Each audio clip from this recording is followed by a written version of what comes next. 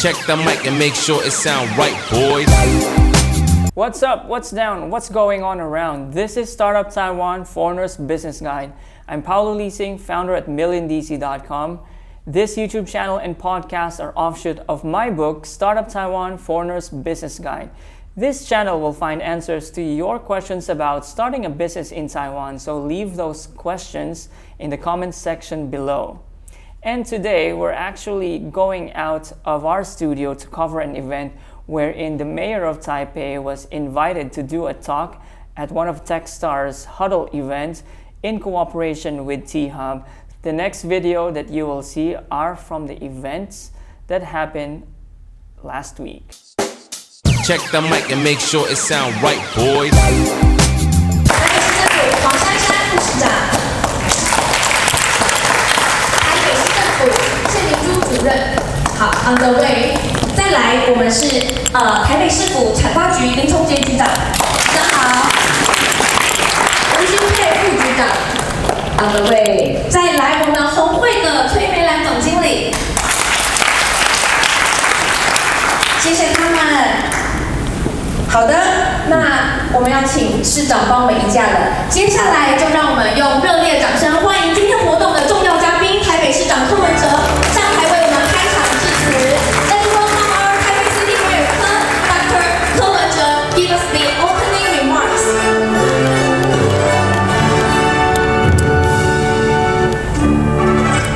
Okay, distinguished speaker, ladies and gentlemen, good morning. On behalf of the Taipei City Government, I would like to welcome all of you to the T-Hub Cross Techstars Startup Huddle.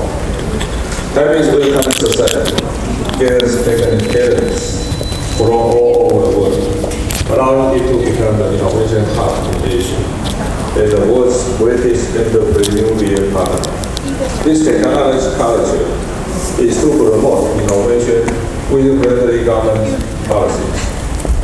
Innovation and entrepreneurship has become the engine for global industrial transformation and economic growth. For 2 years in a row, the WEA has listed Taiwan as one of the 4 super innovators in the world, along with Germany, USA, and Switzerland, showing that the power of innovation in Taiwan has been highly recognized across the world. COVID-19 continued to devastate the world. However, through the cooperation of the private industry, government, academia, and the research community, Taiwan has leveraged its strong technology in the manufacturing sectors to respond to the rapid industrial changes and the economic impacts. It has achieved pandemic prevention results and continue to gain global exposure and recognition. In the post-pandemic era, Taipei City Government is evident deploying a stronger and more solid entrepreneurial ecosystem. The goal is to create more opportunities at the stages for Taiwan startups to go beyond the borders of Taiwan for global employment. This is a special international event that offers startups opportunities to meet with the Silicon Valley venture sector business. Our aims are to attract investors for Taiwan's innovative technology and application. They are to accelerate product commercialization and the international development. These developments can become the forces that change the future world, and the support for enterprise to compete in the global market. We will continue to work hard with both public and private partners to provide startups with the best training and the networking opportunities while pioneer the innovative and sustainable startup ecosystem in Taiwan. Once again, I would like to express my sincere gratitude for your participation and wish you a fruitful day ahead. Thank you. Thank you. 对于市长请元副，我们帮市长准备了重要的礼物。我们今天一场很重要的一个 panel discussion，然后以及讨论。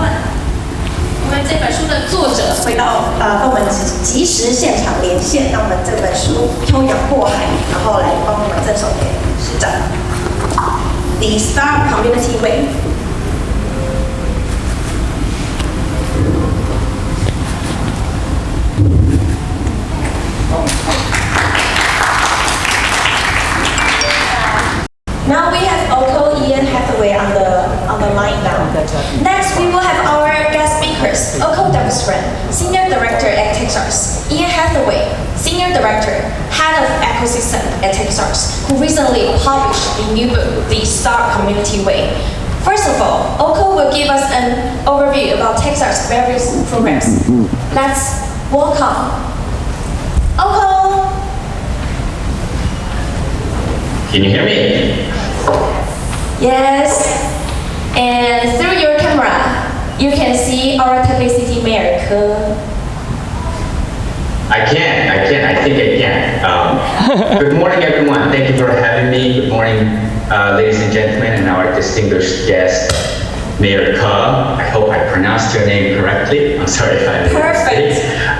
So like Rosa said, my name is Oko. I am connecting to you all today from Singapore.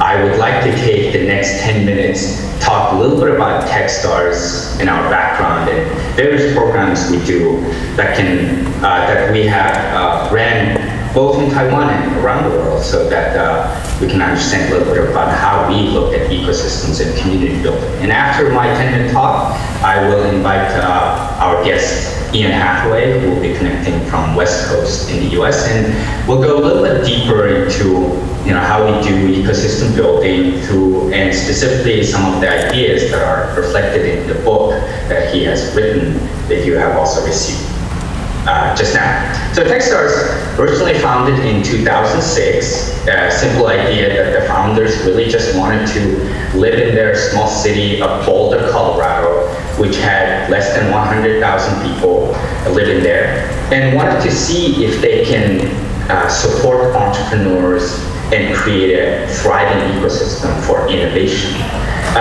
The idea obviously worked, and embedded from that story is that there's a belief within Techstars that entrepreneurs do really come from anywhere around the world. They don't only have to come from Silicon Valley or Berlin or London or Tel Aviv, but they are everywhere, and we see great examples of that around the world, including Taipei and Taiwan.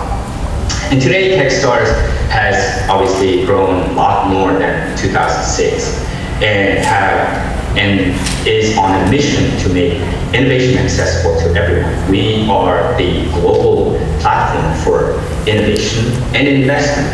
And we do this by connecting the entrepreneurs, the founders, investors, corporates, and the larger community. Since 2006, from its founding story, in 2013, some notable things might be that Techstars started working with large corporations.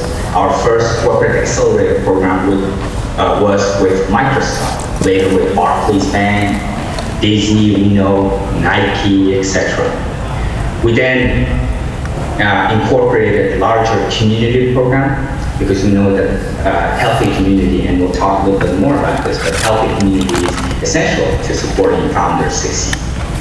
To this day, Techstars have actually graduated over 2,400 companies from our programs, and the collective market cap is a little over $37 billion.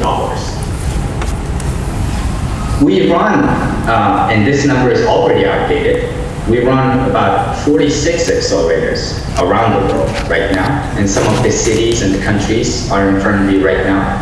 As far as Asia is concerned, we are running our accelerator programs in Bangalore, Melbourne, Seoul, and Singapore. But we've also been in Taiwan for about 2 years now. We just finished a brand new program with the Japanese government based out of Japan. And then we'll be looking at several other programs in Asia in the upcoming months. Some of the numbers that I just mentioned that I want to highlight here again. Because we're running 46 accelerator programs every year, we are effectively one of the largest seed stage investor in the world. What that means is that every year, Techstars invests in over 500 companies by volume alone. From those 500 companies that we're investing every year, we now have recently, I don't know if you saw the news, 2 days ago, we have greeted our 15th unicorn from the class, from our portfolio. In our portfolio, there are 2,500 companies. We have active investors and mentors from all over the world. Another number I want to point out here is average startup, after they finish Techstars Accelerator program, raises about $1 million post-program. So that, I think, is very interesting. Many of these companies, by the way, 82% of the total portfolio is either still going or have exited. And I think that's also a very impressive number for 12 years that Techstars been around.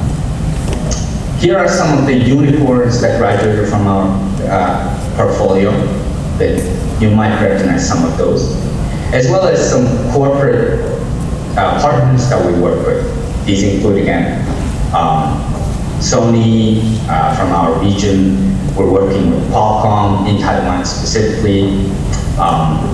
And we're also working with the Japanese government and Temasek, for instance, from Singapore, where I am based at.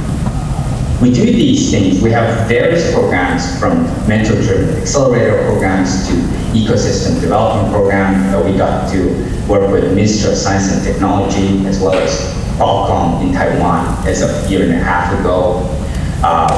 You might have heard about some of our research that we've done and founders we've supported in Taiwan, and we're excited about continuing our work in Taiwan and moving forward into the year of 2021 and 2022. We have partnership programs both on the corporate side as well as just general private sector and public collaboration partnership areas. We support various community programs that run from Startup Weekend program to Startup Week, etc. So all in all, we really look at the holistic view of trying to see how we can support the innovation ecosystem in any community. One thing I do want to point out is an example of a program we're running, just wrapping up in the region, is our program in Japan with the Japanese government's Cabinet's Office and JETRO. We, for the last 2 months, we've engaged 24 selected startups from all over Japan. And we were able to, our mandate was to support these companies go beyond Japan. Many ecosystems in Asia and our governments are exactly trying to do that. We have built great startups in our own communities, in our cities, and then naturally the next step is to see if we can help them become competitive globally and go into new markets beyond their native market. So we've worked collectively with the JETRO office and with our larger network of Techstars and help these companies to go to US market, European markets, and other Asian markets. We're wrapping up this program this week, in fact, and in about 2 weeks' time, we will be running a large online demo day where we will showcase some of their great technologies that they're building. I will now invite Ian Hathaway, and we can go a little bit in depth about some of these programs that I mentioned here, and specifically some of our approaches and techniques we use.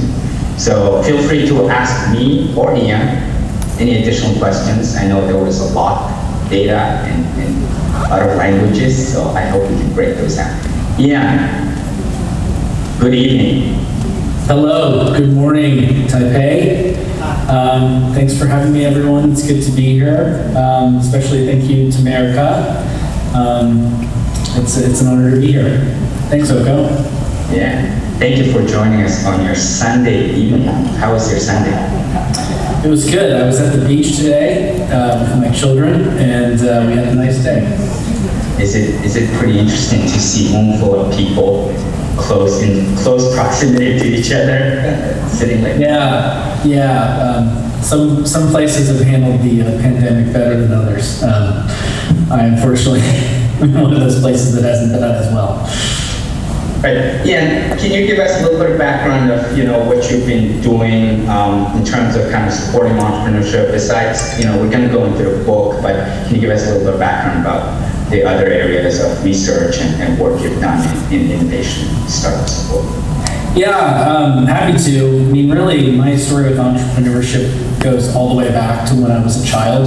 My father is an entrepreneur, worked in high tech in the area of transportation logistics. So I'm familiar with entrepreneurship as a lifetime ago.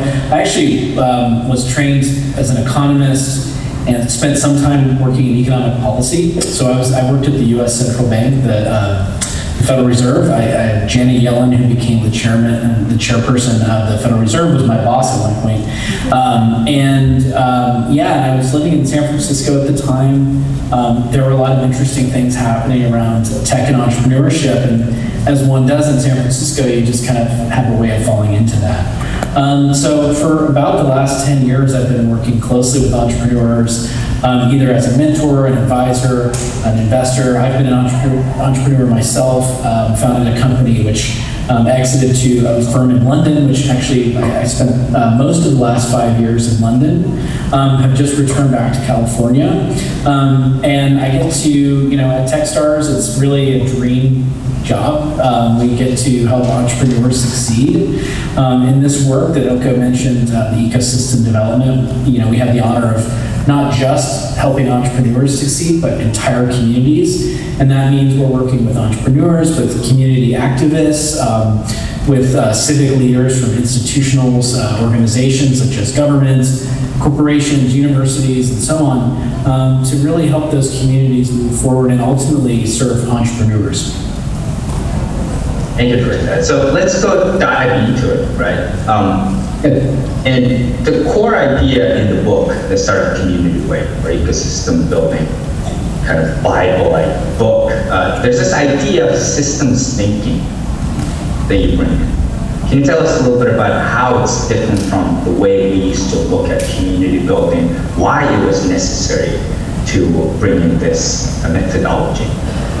Yeah, so quick history lesson. So my co-author, Brad Feld, wrote a book called Startup Communities in 2012. I'll give the brief introduction to that in case you're already aware. It was basically telling the story about why Boulder, Colorado was this place, a small city that had such high entrepreneurial output on a per capita basis. It was just off the charts, really, only second to San Francisco Bay Area, Silicon Valley. And he was telling the story about what were the tactical and practical things that enabled that community to be collaborative. As Brad and I collaborated on the Startup Community Way, which was an evolution of that, we actually wrote half of a book, which was, I would say, was a conventional evolution on that, using some of my background in economics and in research to provide more frameworks, data, and to have a global view. But as we proceeded along that journey, we realized that we were on a different mission. And so we decided to really emphasize the systemic properties of startup communities, entrepreneurial ecosystems, and really to focus on that.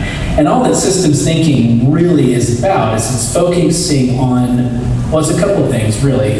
For me, it's about focusing on the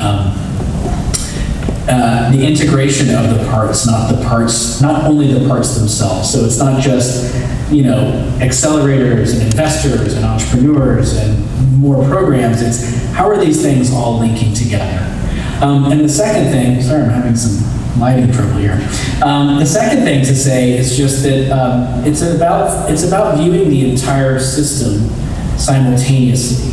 So too often, in spite of our best interests, we're focused on our particular organization or what we think is needed in this one particular area. And what our challenge is to people is that by collaborating, by engaging more effectively, right, by communicating and looking for ways that we can all work together, we can do a much better job. And that's really what the focus was on, the systems thinking, realizing that that by coming together and collaborating effectively, we all do better.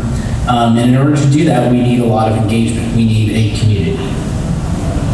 That's great, thank you. And for me as a practitioner, so to speak, I've got to build because I'm originally from Mongolia. I've lived in the States for about 10 years, then I moved back home, and I wanted to build entrepreneur ecosystem back in Mongolia for about 6-7 years. Then I got to do that with the Malaysian government in Kuala Lumpur and actually larger in Malaysia. Later to do similar work in Singapore and all over APAC. When I got to have that mind framework of systems thinking, that really opened my eyes in terms of what mistakes we do as community builders sometimes, intentionally or unintentionally, in terms of how we look at our roles in those communities and what we think in terms of effectiveness of our work that we're contributing to the community. What are some of kind of the tactical things that you notice in terms of community builders make, be that problem that they make or improvements they're making in terms of the systems thinking idea? Yeah, so one of the things you mentioned was making mistakes, right? And that's a big part of this work, is being okay with making mistakes. Entrepreneurial ecosystems are too complex for us to really ever fully understand them, right? These are human social systems where people have free will, right? They're executing on different agendas, right? We're all supposed to be collaborating in service of entrepreneurs, but we're all doing different things. And oftentimes we just don't know what the outcome will be of a course of action, right? So we have to have humility, right? We have to have curiosity.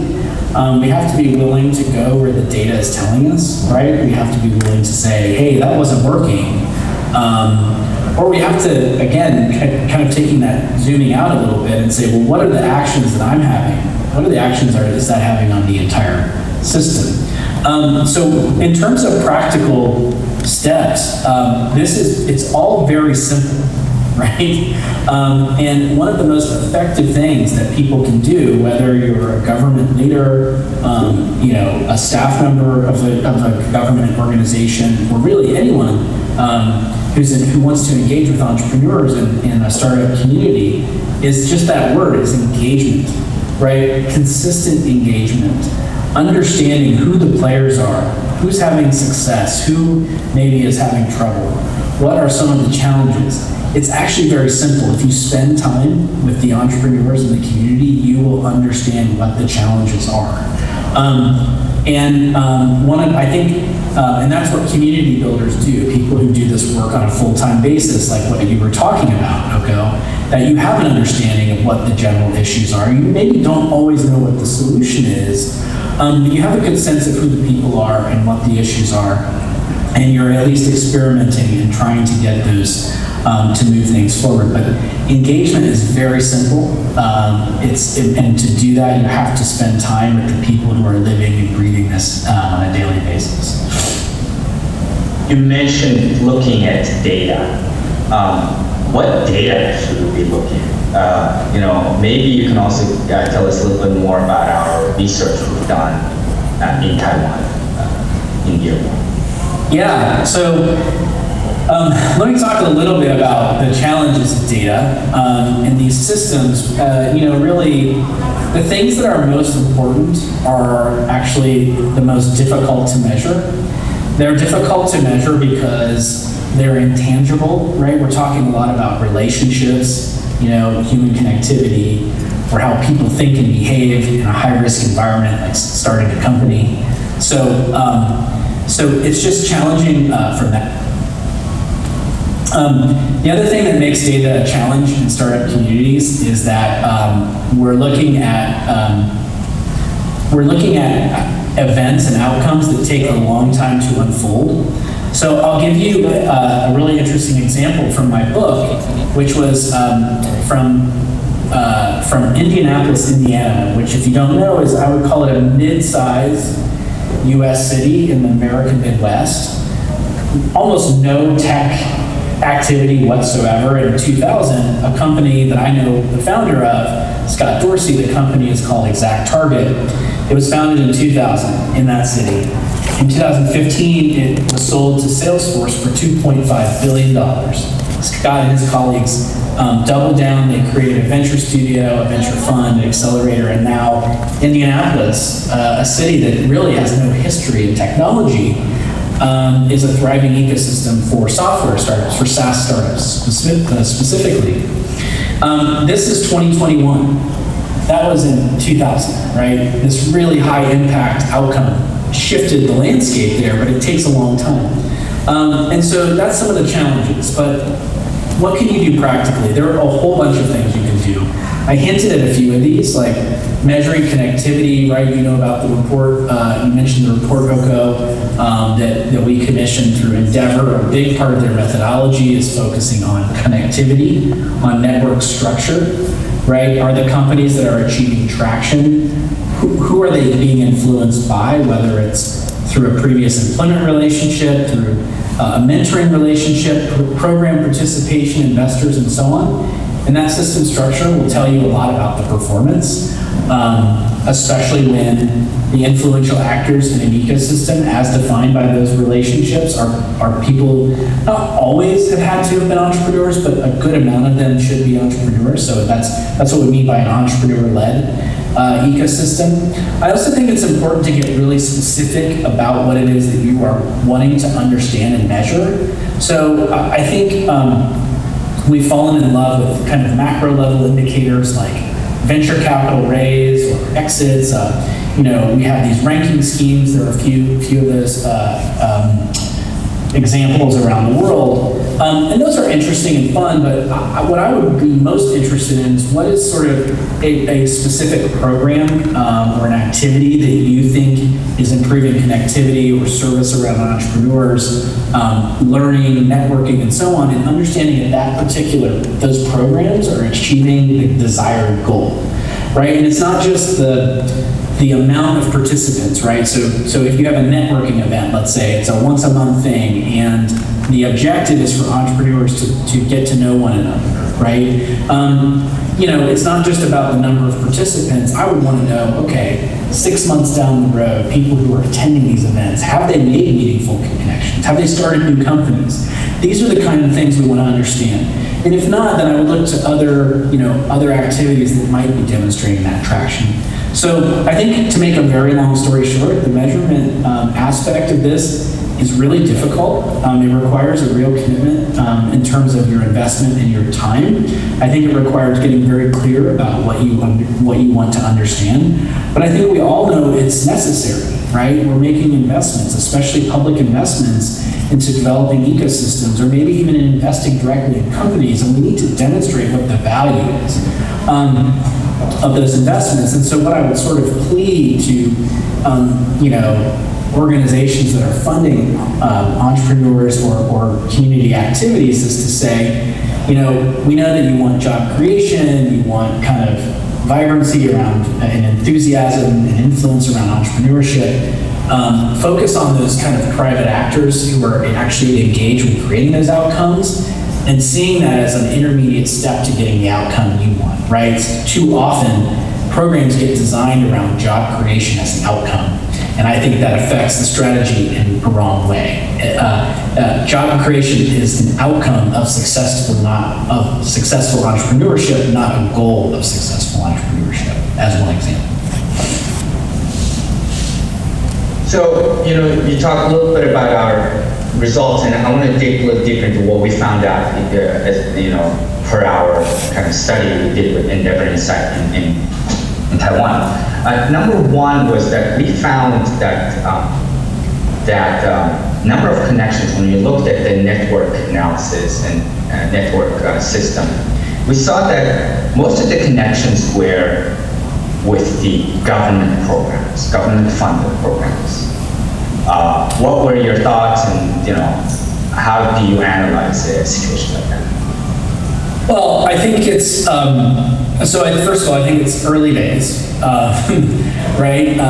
And while that's true that many startups are connected to government-funded initiatives, what I am seeing is that the government-funded initiatives are actually inviting private actors, including ourselves, into that mix. And they're not just selecting one, right? They're selecting many, and they're allowing this experimentation process to play out.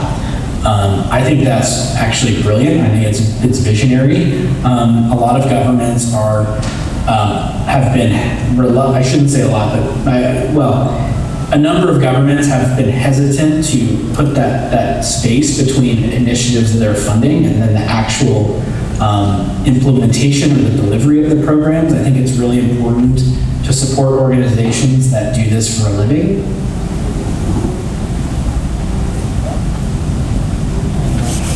And see what's working and what's not.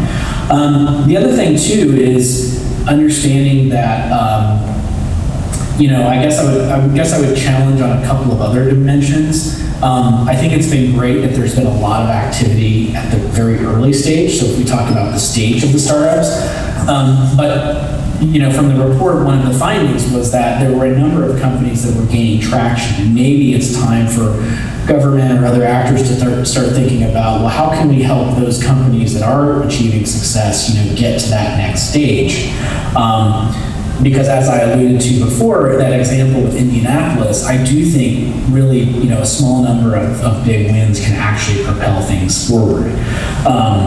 The second thing I would say is that just in my observation and visiting Taiwan and also from the report is that there's a lot of emphasis on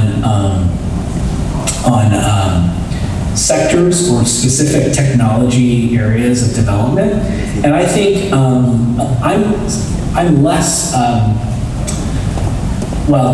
lot of people like to focus on vertically oriented programs or investment vehicles. I think it's all good. I think that entrepreneurs from different fields can actually learn quite a bit from one another. That's one of the things we learn in the Techstars accelerators is that, someone in augmented reality and then maybe on one side, and then you have a consumer company focused on children. These founders can have extremely amazing insights into each other's products because they're so different, right? Sometimes bringing fresh eyes to a problem can provide a lot of benefits. And so that is just one of the things I would add to this is to say that to not always think just about verticals, to not always think about just early stage activities. Yeah, and going back to your talk about focusing on connectivity and network, two examples that I want to bring up was closer to the region was people might have heard about a company called Carousel based out of Singapore.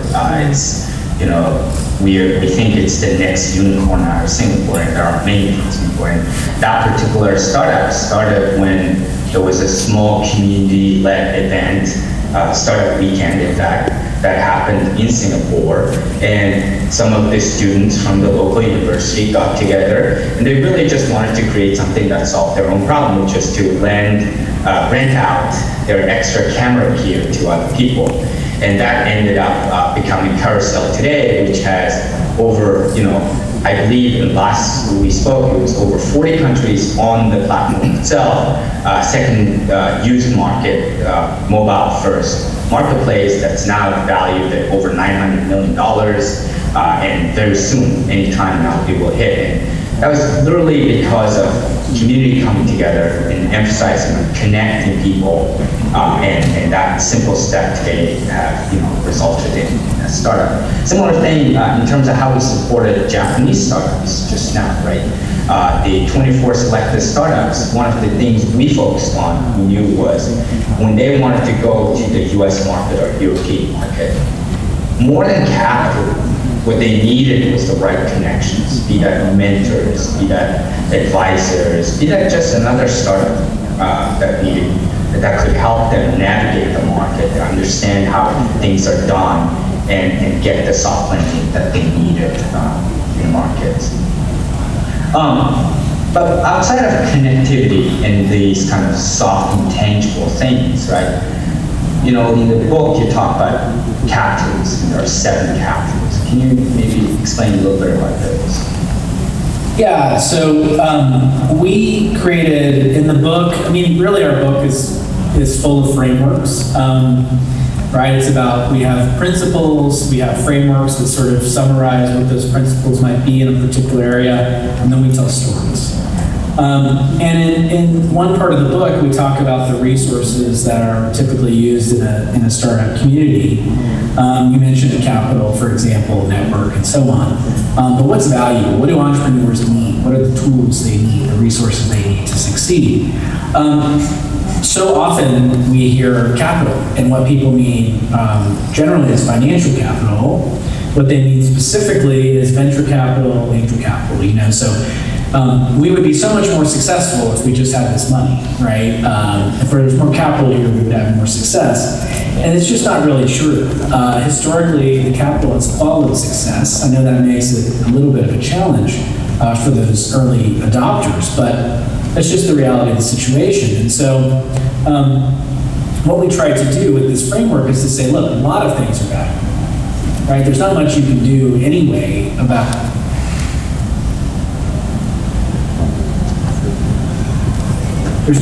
there's some things you can do. Some of them can cause more harm than good, but there are many other things that are important. So we call them the 7 capitals as sort of a play on that, you know, of capital. And because they're also valuable, so these things are like capital as well. They're valuable, right? They produce value. They're degradable. You have to invest in them to keep them up, and they're forward-looking. And so we talked about intellectual capital. So these are things like technologies, intellectual property, right? We talked about human capital, skills and talent. We did talk about financial capital, but there's just more than venture capital as well. We talked about institutional capital, so strong system of laws, good governments, good universities, good corporations, and so on. We talk about physical capital, so this is a very broad thing. So do you have fast internet and good airports, but also quality of place. So do you have a city that people actually want to live in, and entrepreneurs who can, well, especially we learn now, can live many places and build companies. Do they want to be there?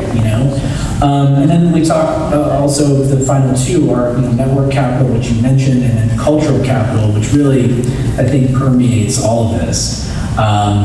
And those are the 7 capitals. So we think all those things are important, and you should be investing in all of these things, not just one. All right, thank you, Yan. I just realized that we're kind of 2 people too much into this community building and ecosystem building. We're geeking out on the languages and methodologies. Thank you for taking your time and joining us this evening on your Sunday evening, Yan. Have a good evening. We'll wrap up here. Our team is there. We want to thank T-Hub and Mayor Ke for having us today. Can you see us? Time, talk to us. Yes, Rosa. Great. Let me let you know we have over 100 people registered, and we have about 100 people sitting at our stage. So now I'm going to show you a number. So if you were born not in Taiwan, stand up. If you were not born in Taiwan, stand up. So now you can see the percentage. You were born in Taiwan. I was surprised. Great. So thank you. Welcome to Taipei. Please sit down. And if you were born in Taiwan, let's wave your hands. Let's do some exercise. Our city mayor also wave his hand. Great. Thank you. So next we will have 2 videos for the audience to see those entrepreneurs, why they choose Taipei, why do they start in Taipei. So we will start to do the video stuff. And thank you for your sharing. Thank you for your time. Thank you, Oko. Thank you. And that's the coverage that we have of the latest Techstars Huddle event. I'm Paolo Leasing. Until next time. Check the mic and make sure it sound right, boys.